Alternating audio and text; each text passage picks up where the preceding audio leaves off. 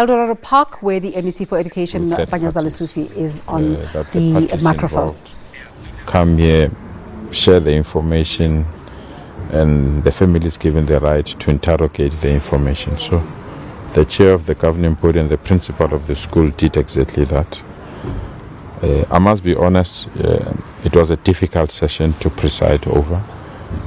The family has lots and lots of questions, and they feel that there are things that are unexplained. And I assured them, like we normally do when there is incident like this, we put an independent forensic team to give a report that we can share with the family. But because of the questions the family were raising, we felt that instead of waiting for the report to be finalized, we might need to bring a preliminary report to the family as well, so that we can deal with these things. The thing that makes this tragedy so painful is that besides the boy Keamo, there are two other family members that were the same school. And they've indicated in no uncertain terms that they don't want to go back to the school. So we just have to deal with that aspect. But because the pool is the center of disputes on the basis of explanations, I've issued the instruction that that pool must be sealed off. No one must be in that pool until we've received the report that we are waiting for. But secondly, the family feels there might be an element of bullying as well. So we've asked the district to conduct an audit on bullying so that we can understand the challenges that bullying might bring to the learners. But on behalf of government, we are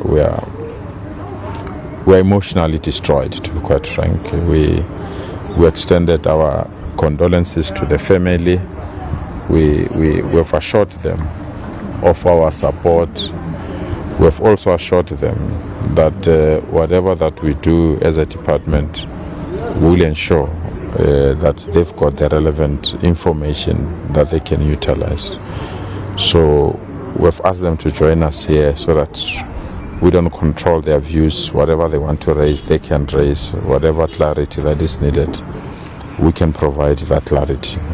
But the school is devastated. We are, the family is, and we remain hopeful that the police, after they've gathered the relevant evidence that they've gathered, they were even at the school even yesterday, isn't it?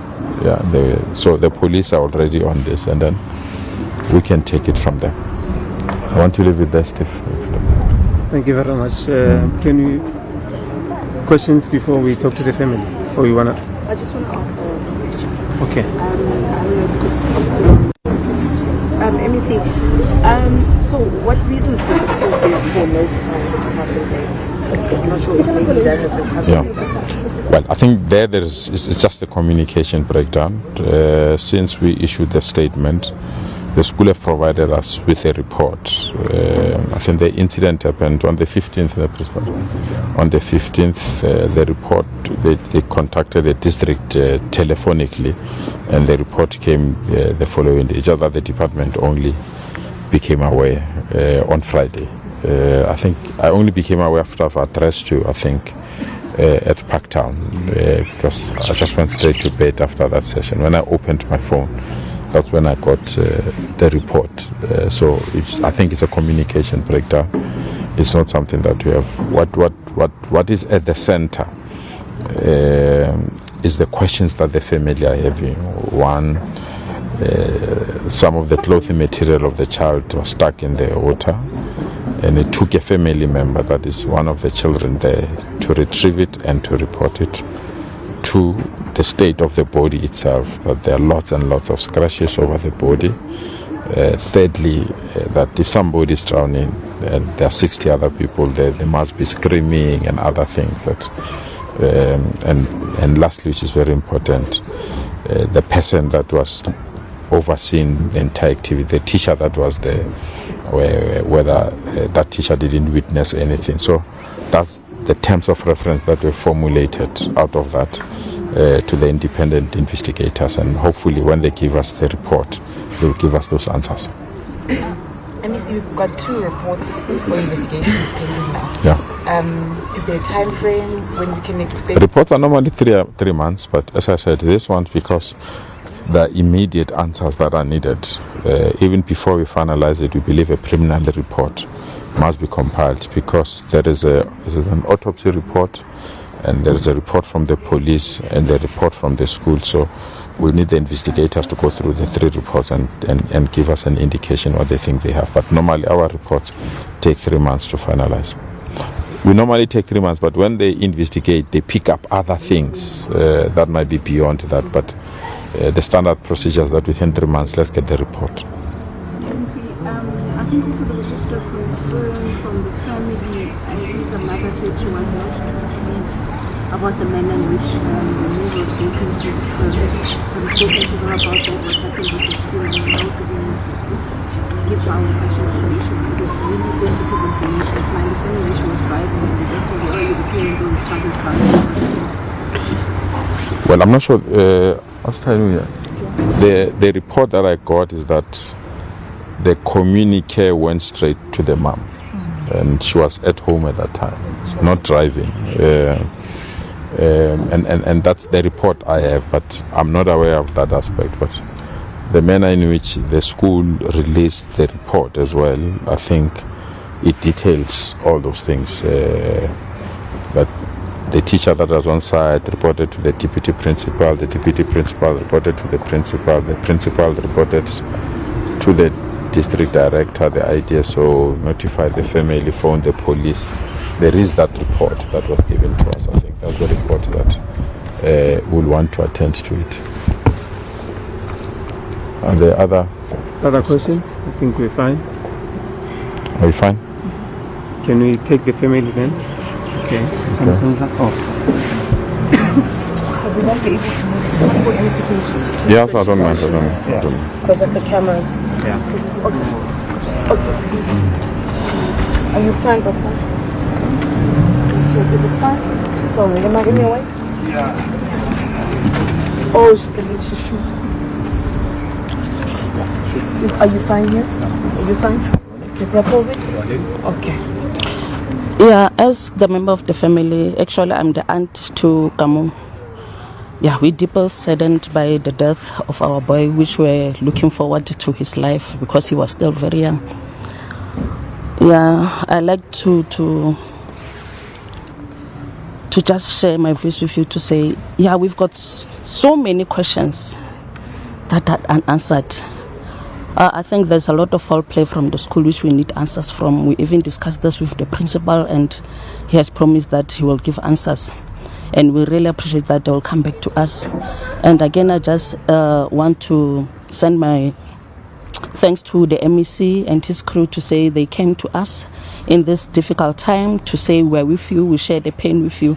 We really appreciate. But yeah, it's not easy, guys. It's not easy. We can't send our children to schools, and at the end of the day, so many parents that are there, we left the soul like this, and just an innocent soul like this. So we are so saddened. But yeah, only God knows everything will be fine.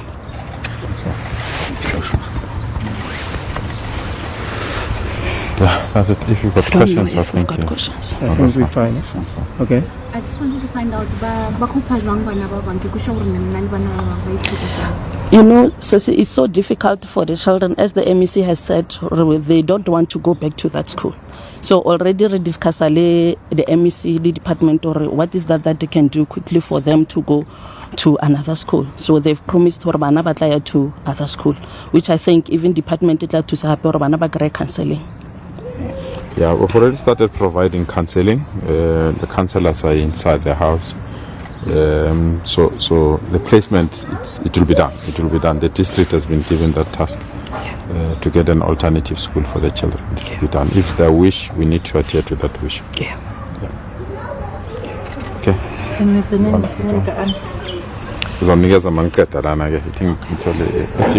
you want? There's any questions? No, just to express the view of the school, I think. Yeah, I don't know what to when it comes to children, how can we express our sincere condolences to the family? This has had a big impact on our school, but we've done everything in our power to give the police and give everybody the right to come and give a solution and give us information that we can give to the family. We've tried to assist as far as you can, but to lose a child is not something that you can replace. So from our side, once again, our sincere condolences to the family. Thank you so much. In your response to the bullying allegations?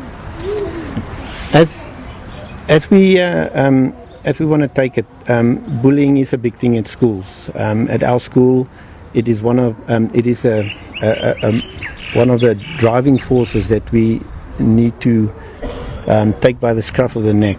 On that allegations, we wait for the police report, we wait for the autopsy, and furthermore, we cannot elaborate on that. We're not experts in that field, but yes, it's like any other school. We are totally against bullying, and we don't take any shortcuts when it comes to bullying. Can you please just say the school statement of the council? We'll do that on one-on-one. Okay. Let's not hold others so that we can get. Are we all sorted? I just wanted to find out, MEC, now, should these, of course, I'm not saying preempt the outcomes of the investigations, but should they point out to foul play? Someone's life was lost, a child's life was lost. What are the consequences in this case? What is the department going to do in this case? The department is normally open-minded on those cases. You take the case of there was one school that the bridge fell in the valley, and we negotiated with the families. They wanted compensation. We didn't want to go to court, pay lawyers, and dispute and other things. So when you receive the report, if you are at fault, we'll discuss it with the family, and the family will advise what they want. But where it is staff-related negligence, the department will take action. Heads will definitely roll. If there are learners that are involved, a disciplinary hearing will be held. If they need to be expelled or be banned within the schooling facility, we'll do so. That is non-negotiable. We can't allow a situation where a life is lost and becomes business as usual. It can't be. I'm also tired of going to families. I must go to classrooms. I'm spending more time comforting families rather than encouraging teachers to teach and learners to learn. I'm tired. I can't issue death certificate. I need to issue report cards. I need to issue information that builds the education system. This thing that every now and then we have to go and comfort families must come to an end.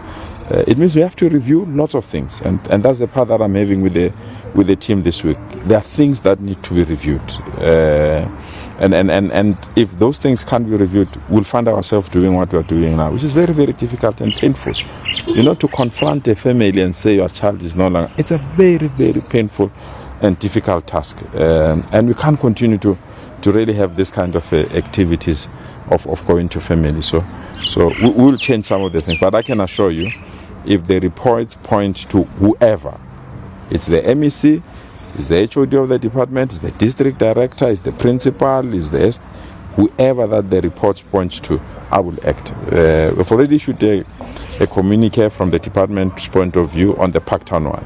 The answers that we need from the SGB and the school management. Already we have sent a communique there that they must explain some of the things that we've picked it up already ourselves. So that we don't even wait for that report, and then we can take that information and act, because we owe it to people that are bringing their children to us. Just imagine if families are scared to bring children to us purely because we are turning our schools into mortuaries. It can't be like that. It can't be, and we must stop that. One last one. You didn't actually bring up the part-time issue. Is it because on Friday when you spoke, you were obviously still in shock yourself. Have you had any time perhaps to engage with the school further? Because you're saying now you see there are questions that remain unanswered. Yeah, that's why I'm saying that we've issued a communique. The HOD of the department has issued a communique to the department. because there have been some information that parents have given us and some information the school has given us. There's some information members of society have given us, and there's some comments that were made by the school itself where the drowning happened that they didn't communicate to us, that are in the public space. So on the basis of that, we've asked the school to give us answers immediately so that we can check what kind of action can we take, even if we're waiting for the report. And then as the HOD started preparing that communique to the school. So when we get the answers from the school, we'll take it from there. Any update on enrollment? Steve will give you that update. I think I'm not emotionally strong, to be quite frank, to go there. And Steve will also give you the names of everyone that spoke. Okay. Let's leave it. No, I'm here. No, I mean Amakana. I'm here. Okay, So we'll deal with it. Please give us the name so we can have it on. I need to just have it on because they're going to. No, I'll consolidate. I'll consolidate that. Thank you. You will read in the script. Sorry. I'll give it to you.